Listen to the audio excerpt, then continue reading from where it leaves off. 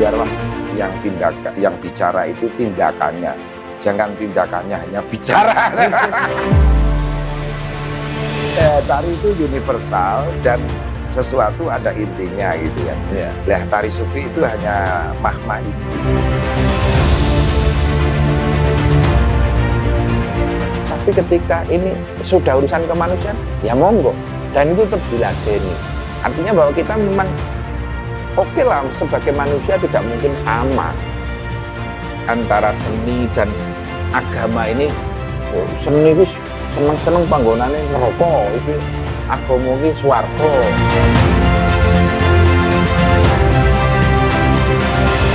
Assalamualaikum warahmatullahi wabarakatuh. Kepada teman-teman semua sebangsa, setanah air, juga semanusia. Ini kalimat berangkat dari akar didikan NU yang membangun ukhuwah diniyah, ukhuwah watoniyah, dan ukhuwah basyariah. Walau beda faham dalam lingkup satu agama harus damai. Kemudian walau beda suku agama, kita bingkai dalam lingkup cinta kebangsaan harus damai. Sejauh dan seluas beda negara, beda bangsa, tapi dibingkai dalam kesatuan umatan wahidatan dalam kenasaban manusia. Teman-teman sebangsa setanah air, ini kesempatan yang luar biasa. Saya sudah pernah zaman Mbah Yai Haji Abdurrahman Khudori sering sowan sini, kalau ngaji di lingkungan Tegalrejo juga sowan sini dulu, bahkan beliau seringkali juga memberi sambutan, dan sekarang diganti oleh Gus Yusuf. Saya masih meneruskan tradisi itu, sowan ke Pondok Tegalrejo. Pondok dimanapun ini disebut daerahnya, dan ini membawa pemahaman sosiologi bahwa pondok pesantren mampu membawa lingkup wilayah tersebut seperti Lirboyo, Ploso, Tebuireng, dan tentu nanti akan melebar ke keindonesiaan. Karena apa? Indonesia ini sebenarnya diteliti oleh Dr. Nurholis Majid, pendidikan asli adalah pesantren. Dan pesantren sekarang di tengah pandemi ini, di tengah pola pendidikan kurikulum yang jelasnya itu tidak jelas, itu menggiring sistem kepada pesantren yang lebih solid, lebih aman, dan terkendali dari sisi edukasi kemasyarakatan sebagai subkultur. Dan kali ini saya sowan kepada Gus Yusuf. Gus, assalamualaikum. Salam. Kita sowan lagi, ini sering merepotkan, Gus. Tentu Gus, ini Tegalrejo ini saya temukan alumninya di Kalimantan, di Sumatera, khususnya di Jawa, apalagi kalau Tegalrejo mengadakan program KKN lah istilahnya, banyak mereka yang menikah dengan di lokal Wonogiri, di mana itu saya temui, dan cengkok kata itu saya pandang seperti khas kalau saya memandang santrinya Mbah Maimun. Jadi ada Gus, dialek yang tidak bisa diubah. Oh, ini muridnya Mbah Maimun, ini muridnya Gus Yusuf ini. Kita sedikit cerita Gus, keunikan Mbah Khudori ini. Memang saya banyak menulis beliau, walau secara apa ya, pandangan keilmuan tasawuf Gus ya, tapi kok mampu melebar-lebar ngomong satu misal peradaban 5 gunung. Ini Gus, perlu penjenengan kisahke, nanti kita lari-lari ke negara ini. Jadi memang Tegalrejo ini sebagaimana pesantren-pesantren yang lain. Dulu itu kan ceblok, berdiri di tengah-tengah masyarakat yang bisa dikatakan beraneka ragam, masyarakat abangan, masyarakat yang belum kenal agama. Itu loh. Jadi ketika pertama kali berdiri, maka kenapa Kiai Khudori juga waktu itu bikin nama Tegalrejo tidak dengan nama Arab, gitu ya? Iya. Ini kan namanya kan asrama perguruan Islam. Pondok pesantren Salaf Tegalrejo. Sedikit pun ora ono alif baktaknya. tidak ada Arab. Ini banyak juga yang bertanya-tanya. Nah, menurut para alumni yang sepuh-sepuh dulu, karena saya juga nggak sempat cross-check langsung kepada Bapak, kenapa diberi nama API? Dulu Bapak itu hanya kepingin pesantren ini dekat dengan masyarakat. Gitu. Iya. Jadi tidak ada sekat, dekat dengan masyarakat, dan juga jelas visinya. Asrama perguruan yang diharapkan oleh Kiai Kudori adalah mencetak guru di tengah masyarakat. Guru dalam tanda kutip. Iya. Dalam tanda kutip, bisa jadi dia profesinya pedagang, tetapi juga tetap bisa digugulan, ditiru. Bisa jadi dia itu petani, bisa jadi juga ada yang jadi mudin, jadi pejabat, bahkan seperti Gus Dur bisa jadi pimpinan bangsa, merana ke jadi guru bangsa. Iya, merana ke politik ya. Merana ke politik. Iya. Itu dari situ maka kita melihat dulu Bapak itu telaten ngupeni masyarakat yang werna-werna. Bahkan juga sampai hari ini saya tinggal meneruskan, sebetulnya semua sudah dibabak alasnya oleh dulu Kiai Kudori, diteruskan oleh Kiai Abdurrahman, terus kakak saya Mas Muh dulu juga. Iya, Gus Muh. Wayang, jantilan, keraan gitu. Iya, benar. Sampai hari ini juga masih jalan, alhamdulillah. Tiap wisuda santri khataman itu kita kan wayangan pitung dino pitung bengi. Iya, seperti gerbek ya. Iya, seperti gerbek. Jadi kalau saya lihat dan itu satu-satunya loh Gus di Indonesia. Saya kan tinggal meneruskan saja, dan saya merasa apa ya, yang penting itu akeh sedulure, akeh bolone, akeh koncone itu tentrem. Kita belum berpikir jauh-jauh soal ini apalah, ini dakwah Sunan Kalijaga atau apa. Mungkin orang melihat seperti itu, tapi bagi Tegarrejo, kita hidup di tengah-tengah sedulur-sedulur masyarakat banyak, ini sudah satu nilai lebih saja. Kita tidak. Kalau mungkin ada lain dakwah dan sebagainya ya wajar, karena memang pesantren niatnya juga dakwah. Tapi yang terpenting niat yang utama adalah bangun paseduluran. Itu yang paling utama. Ya. Wah, ini dakwah panjenengan ini bagian itu apresiasi dari keseluruhan. Jadi panjenengan berkisah ini juga berlaku untuk seluruh pondok. Di Nusantara yang jumlahnya 30.000 dan santrinya di sana ada 18 juta. Dan itu disebut oleh para sosiolog itu subkultur. Karena begitu pulang Gus, santri itu tidak asing. Karena di pondok sudah ada pembinaan ini. Sampai melebar-lebar dulu Gus, ini mulai meracik ke internasional. Era dulu kan komunikasi belum seperti ini. Kok ngurusi Ka'bah yang dulu punya masalah makam Hijaz itu loh. Nah, seperti itu sudah internasional kan berarti. Apalagi sekarang Gus, yang mana pondok berhadapan dengan itu. Tidak ada sekat, tidak ada batas dengan masyarakat, dengan teritori. Sekarang kan semua pesantren pun hari ini juga menjadi bagian dari masyarakat internasional. Iya, otomatis karena global ini. Jadi pesantren itu tidak bisa menjadi satu kelompok yang eksklusif. Dan juga lulusan pesantren ini memang diciptakan juga untuk masyarakat itu. Jadi tidak menjadi kelompok-kelompok yang menjauh dari lingkungan. Ini yang kita harapkan pesantren seperti itu. Ya, gejala-gejala atau kritis sebelumnya kan ada itu Gus. Pesantren banyak yang tidak sebagaimana jenengan sebut itu tadi. Karena ya katakanlah terlalu eksklusif itu. Tapi sekarang nampaknya pandemi ini Gus, penjenengan respon juga. Karena orang ubak-ubek di rumah atau stay home. Dan ini kan kalau tidak punya jiwa seperti tasawuf di pesantren, mungkin merasa jenuh. Sehingga sampai ada bapak yang membunuh anaknya karena rewel situasi di rumah yang sumpek, yang tidak punya ruang peradaban.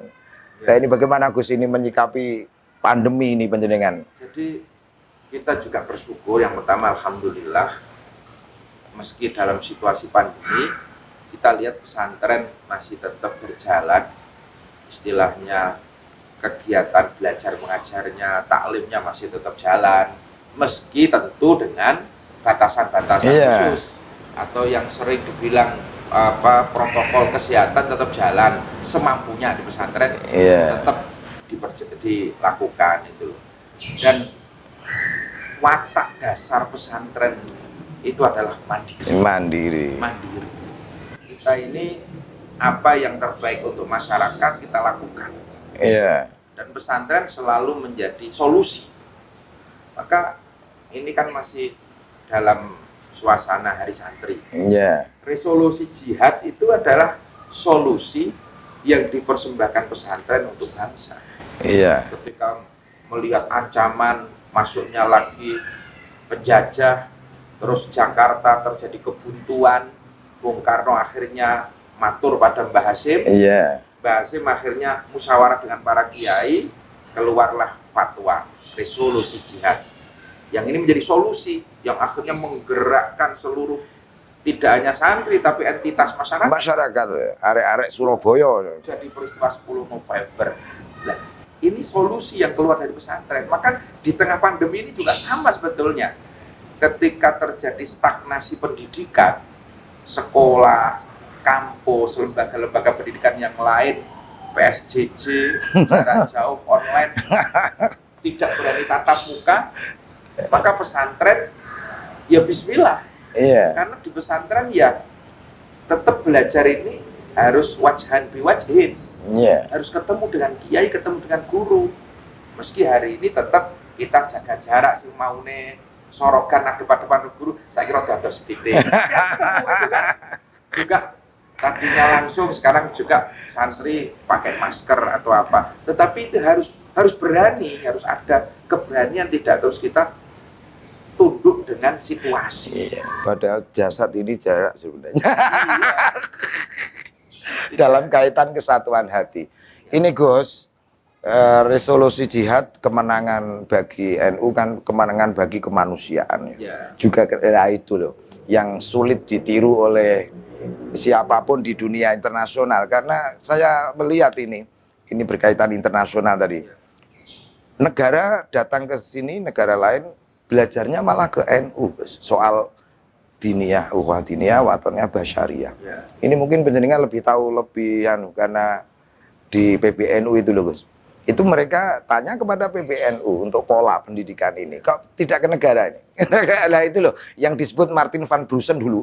Meneng-meneng pesantren itu kok seperti negara dalam negara. Karena punya gawe besar nggak usah minta siapapun. Ternyata murid nggak jagung, nggak beras, nggak gula, event-event besar. Dan itu yang jenengan sebut kemandirian. Sampai sekarang masih Gus? Sampai sekarang alhamdulillah masih gitu loh. Seperti khataman di sini. Kita melihat teman-teman kesenian dari wayang, ketoprak, terus jantilan sampai itu datang dengan kebahagiaan. Kiai, kula niku sagetin jantil. Gitu. Saya ingin urune nopo nggih, urune kula tarian. Pedagang petani dari Wonosobo datang ke sini bawa satu kol kentang, kubis sayur-sayuran. Kiai, kula gadahi kubis sayuran. Nah, akhirnya pesantren menjadi titik temu seluruh masyarakat bahwa bahasa kebahagiaan, kegembiraannya ini yang tetap kita pertahankan. Memang sebenarnya ada satu yang sekarang sudah nggak bisa dipertahankan. Dulu itu di sini tiap khataman itu kan pakai terataknya itu dari bambu. Iya Gus. Dari bambu. Jadi ada satu desa ini yang turun temurun pokoknya urusan teratak, iki urusannya wong getok, desa getok. Ini turun temurun urusan bambu, masang pring. Nah, sekarang semua berganti menjadi teratak besi. Wah ini mau disolangin kok saat ini apa urune Gus nyambut gawe ini. Yang di belakang di dapur yang masak itu turun temurun sudah sampai sekarang 3 generasi itu dari Bantul. Datang ke sini 2 bis tiap hari kalau mau khataman itu. Langsung ambil posisi, tidak di depan tapi langsung di belakang, terus bawa peso, bawa apa? Kerajaan-kerajaan, semua ibu-ibu dari Bantul. Kalau orang Jawa belakang, Gus. Dapur itu kan sebenarnya untuk di depan. Iya. Sehingga dapur itu kalau orang Jawa ngarani rai. Apa yang di belakang ternyata untuk yang di depan. Dapurmu. Anu Gus, ini tambah menarik ini teman-teman. Berkaitan ngomong pesantren, karena pesantren itu tadi disebut para pengamat subkultur. Jadi bagaimana anak-anak itu terpola secara otomatis di tengah kesehariannya di pesantren, dan itu nanti seketika dia pulang ke taman, pulang ke masyarakat, dia tidak asing atas pola subkultur di pesantren itu. Dan tentu Gus, ini urusan urip kan tidak hanya urusan ya budaya, urusan seni, urusan diniyah, tapi ada siasah yang bagaimana siasah tapi disenikan ngono lho Gus. Sing dipoles halus, politik yang halus. Nah ini jenengan perlu ada masukan soal ini. Soalnya sekarang ketika dia masih dalam posisi subjektivisme partai, masih saja ketika dalam kenegarawan dia mengedepankan ini ya. Ini menjadi klis gitu loh Gus. Sebetulnya kita menyepakati apa yang disampaikan oleh Gus Dur, bahwa di atas politik ada kemanusiaan. Yes. Nah, di atas politik ada kemanusiaan itu. Yeah. Kalau kita sudah berbicara kemanusiaan, sebetulnya itu sudah melompati pagar-pagar apapun gitu. Gus Dur itu pernah cerita ketika di Tegarjo. Karena alumni ya? Iya, karena alumni. Gus, waktu itu saya dihentikan. Kulo riyen nate di Dawe Romo, kalau manggil kiai di sini kan Romo. Iya. Di Dawe Romo. Ketika waktu itu ada tamu di pendopo sini, terus Gus Dur di belakang sama bapak itu. Santri-santri disuruh nyugui, disuruh apa istilahnya menghormat, nata kita rujukan. Setelah itu Gus Dur ditanya sama bapak itu, Gus, ngerti ora tamu sing nang ngarep sing gedhe ngendikane sapa kae? Gus Dur jawab, mboten Romo. Aja ngomong, kae iki pengurus PKI. Wingi nembung nyambut pendopo damel rapat. Nah, itu. Dan itu disuguh memang kewajiban pesantren itu, sebagaimana dawuh Kanjeng Nabi itu kan ngurmati tamu. Iya. Siapapun tamu. Melintasi primordial dia. Jadi waktu itu pendopo aula sini ini di Magelang itu masih menjadi sesuatu yang apa ya, tempat yang kalau bahasa sekarang mungkin mewah lah. Nggih. Kan dulu sering dari kabupaten nyilih pendopo damel rapat, sampai PKI rapat nyilih pendopo pesantren. Mula anune Gus, tadi kan di situ tackle nganti halus. Untuk ngaji, untuk yang depan ini kan, yang kuno ini kan. Artinya bahwa PKI-nya sendiri pun itu juga percaya bahwa pesantren itu punya nilai kemanusiaan, meskipun pesantren jelas itu dulu ya NU kan, partainya ya partai NU. Tapi ketika ini sudah urusan kemanusiaan, ya monggo. Dan itu tetap diladeni. Artinya bahwa kita memang oke lah, sebagai manusia tidak mungkin sama. Kita pasti punya perbedaan-perbedaan. Tetapi ada di atas perbedaan itu namanya kemanusiaan yang harus tetap digunakan. Jadi berpolitik silahkan, tapi akal waras ini tetap harus dijaga kan. Iya. Ya itu kan. Lah ini Gus, memang ada semacam anu ya, kita kiai itu kan ya memang bacaan yang geluduk. Ini siapa pengamat Sunan Guru-Gurunya itu kecil ya. Iya. Dia menggiring kurikulum ke dalam ranah tasawuf. Dikira orang tasawuf tidak memahami sejauh yang jenengan bicarakan. Iya. Yang melawan malah orang-orang NU yang tasawuf itu pahlawan-pahlawan seperti itu. Jadi ini saya sebut seperti Tegarjo sebagai misal. Kan tidak menyangka Gus ya, kalau Mbah Yai Khudori diagramnya yang saya terangkan di mana-mana, Mbah Khudori itu punya diagram caping. Jadi caping itu ada panahnya ke atas. Jadi kalau orang semua lini masuk ke sini itu nanti mengerucut atine itu nonggone pondok Tegarjo. Karena ada panahnya ini Gus. Strata kejiwaan mereka berkelas diopeni oleh Mbah Khudori, dan 5 gunung ini akhirnya mengerucut itu. Ya seperti ini. Jadilah Tegalrejo yang tidak bisa dilupakan masyarakat di mana-mana. Dan kalau macak Gus sampai masalah adab itu ya PC Sireng, Jas, Sabu, khas Mbah Khudori dan Abdurrahman. Jenengan piyambak ya ngono. Jadi kalau tapi macak gitu ini Tegalrejo ini. Tapi dulu Bapak itu juga ngagem jubah, ngagem surban. Surban. Iya. Jubahan surbanan, kalau beliau itu tindak ke musola, ngaji jubahan surbanan.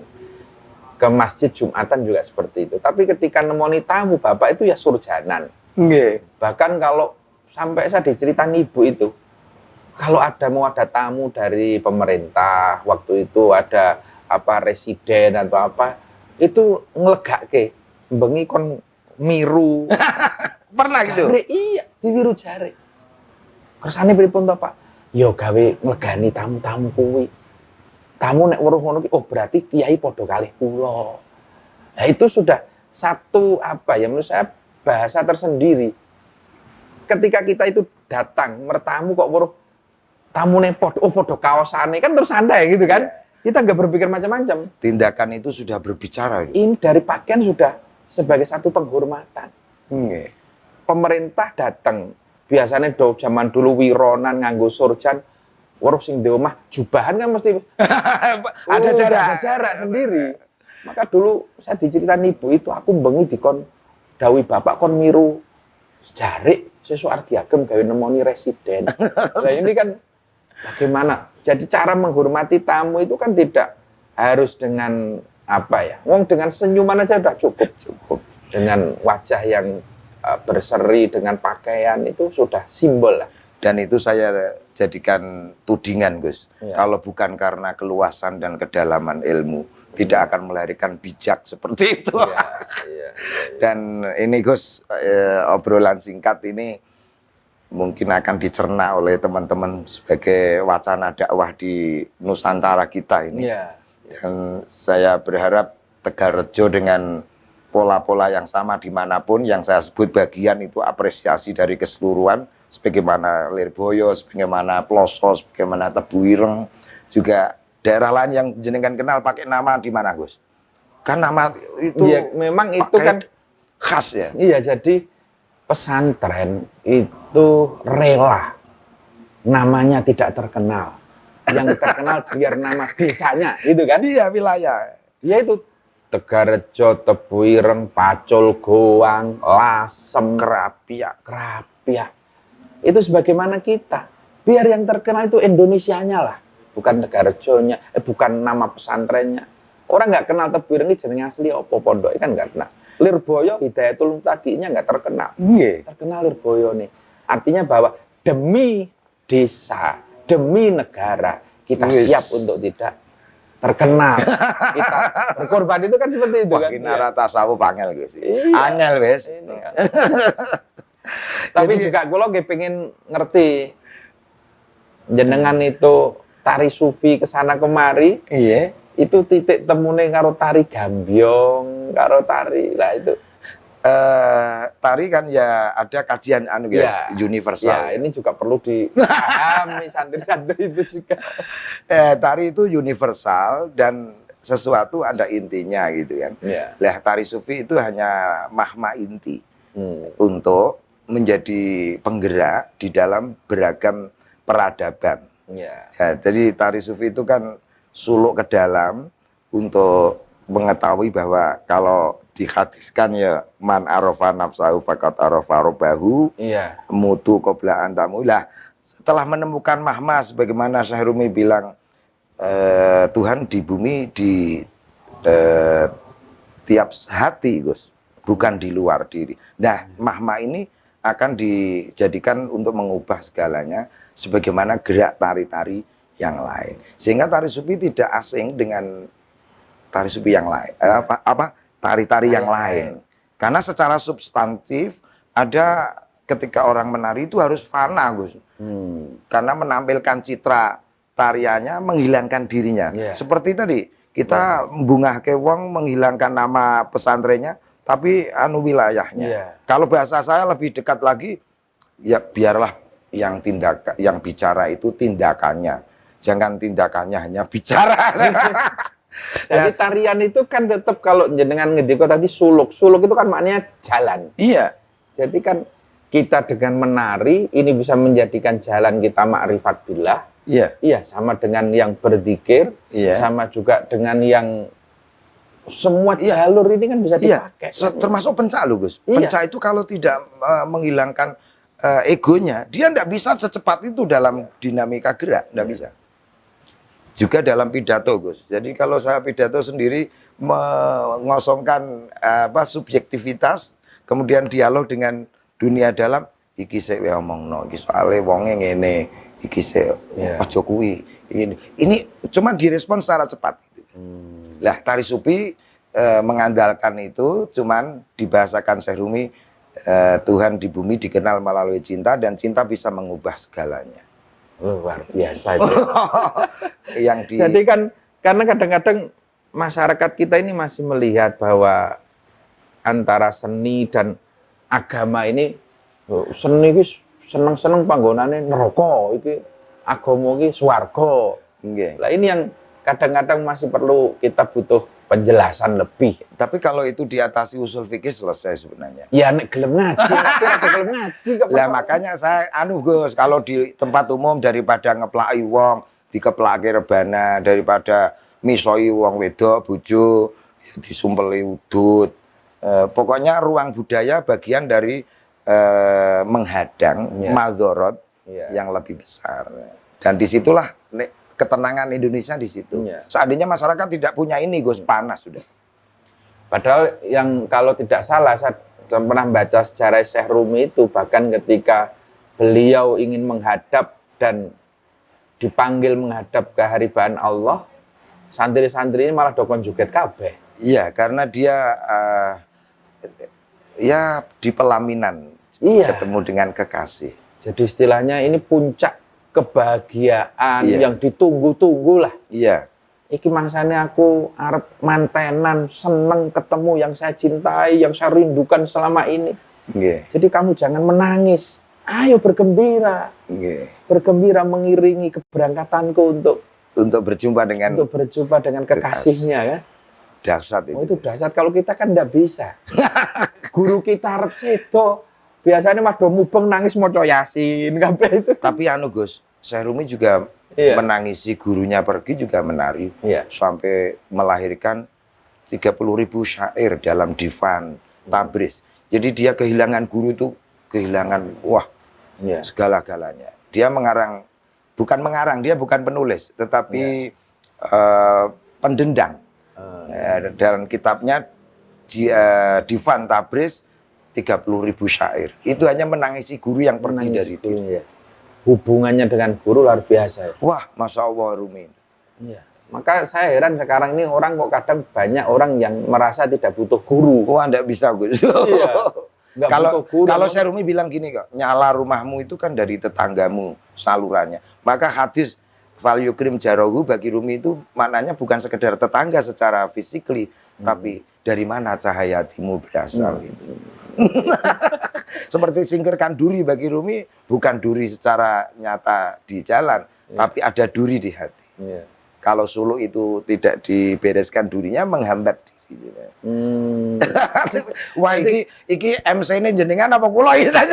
Itu podo kabeh.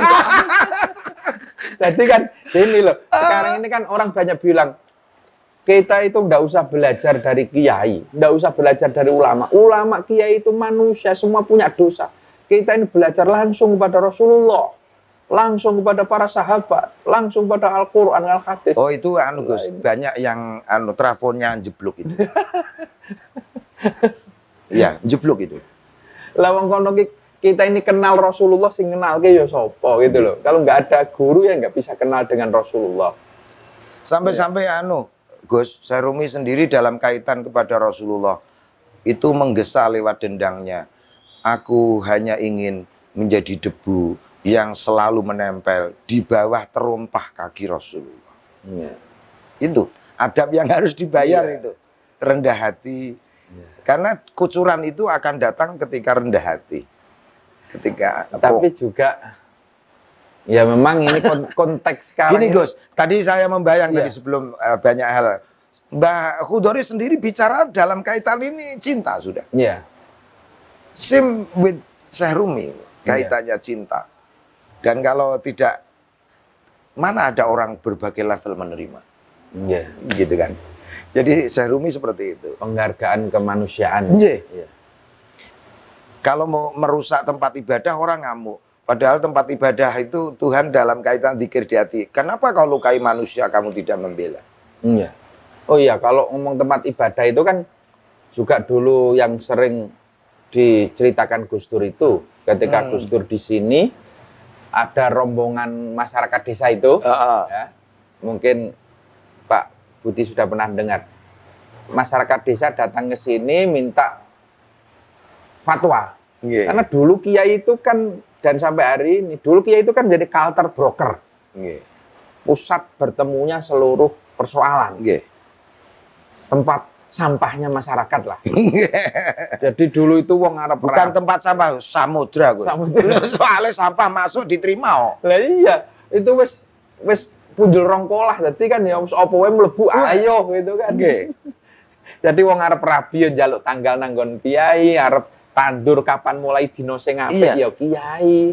Terus juga orang sakit juga datangnya ke kiai.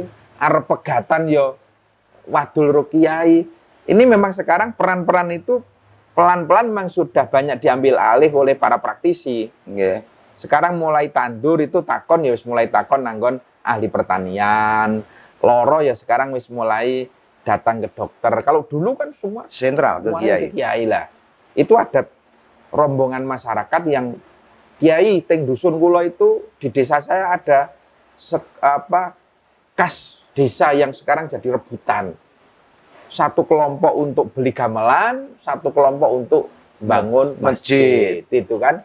Ini baiknya mana yang harus didahulukan itu kan? Nggih. Lah. Itu Gus Dur kecil waktu itu mendampingi. Karena memang salah satu cara kiai mengajar, memberikan ilmu itu kan tidak harus di ruang kelas dan tidak harus memegang kitab. Tetapi dengan laku keseharian, murid itu ngintil terus kayak Nabi Khidir dan Nabi Musa itu kan mendapatkan ilmu di tengah samudra, mendapatkan ilmu di. Kalau Syekh Rumi bilang kesaksian cinta. Kesaksian. Iya, butuh itu. Iya. Jadi kayak Gus Dur itu melihat itu kan langsung. Iya. Kira-kira Kiai Khudori pilih mana ya? Mesti nek kiai ya mesti belani masjid gitu. Tapi tiba-tiba Kiai Khudori berkata, udahlah untuk beli gamelan dulu aja. Nek masjid kok jedul karepe dhewe gitu kan. Nah, itu karena Pak Kiai Khudori berpikir ketika masyarakat itu guyup, rukun, kompak, ini masjid pasti akan tumbuh dengan sendirinya. Dan apa gunanya masjid berdiri megah tetapi masyarakatnya congkrah, bubrah. Maka yang diutamakan adalah kerukunan dulu.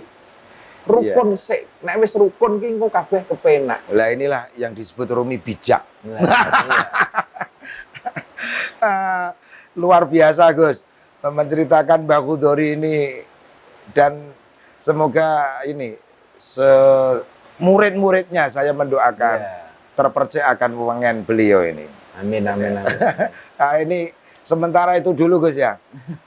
Tapi yang terakhir ini. Apa Gus? Nek jenengan saya pengen sikap jenengan sing alus, yang semua urusan hati dengan menghadapi situasi sekarang sing wis ora iso dilus itu gimana? Iya, memang anu Gus. Saya sendiri kalau sudah ngalah wis ngaleh kok ya ora direspon yo ngamuk Gus. Saya menghadapi seperti kemarin lah, polisi nok kampung soal masker dicegat seperti itu, saya agak marah. Ya, seperti itu. Jadi nek bahasane Gus Mus itu kan nek mbiyen ki sing waras ngalah, nek iki sing waras ora kena ngalah. Itu yang ketiga itu berarti. Wis ngalah, wis ngaleh loh. Iya, wis.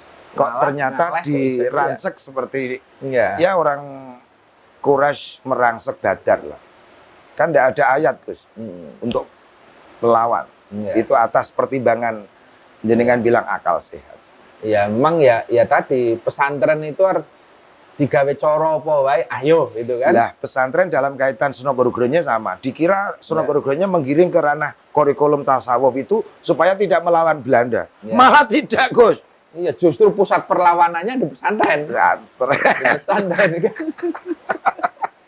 Ya, Matur nuwun Pak Budi, rawuhnya ini luar biasa ini, banyak Nggih. ilmunya kita. ya sering-sering nanti ngobrol begini, Iya. Gus. Ini insya Allah banyak manfaatnya untuk dulur-dulur, konco-konco. Sekarang kan sinau ini di rumah semua. Iya. Ini channelnya penjenengan apa, Gus? Itu GY Channel, Gus Yusuf Channel. Iya. Orang-orang sering gitu, nggih. Ya, teman-teman silakan ini like, comment, share, dan subscribe ke Gus Yusuf Channel. Dan kita akan mengetahui mozaik peradaban Nusantara yang adiluhung, sebagaimana yang dimiliki oleh pesantren. Dan peneliti Jepang juga sudah mengakui bahwa kalau Indonesia tanpa kehadiran kiai sudah rusak kemarin-kemarin. Ya. Gitu, Gus. Oh iya. Dan itu sangat real.